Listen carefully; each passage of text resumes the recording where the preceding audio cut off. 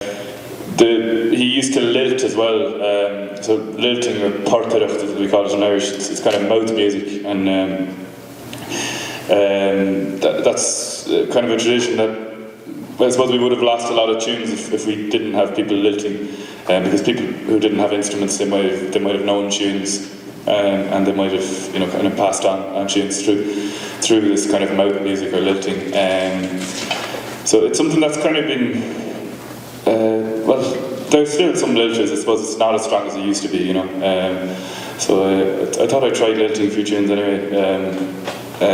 Colm O'Quia now would have been one of my favourite lilters.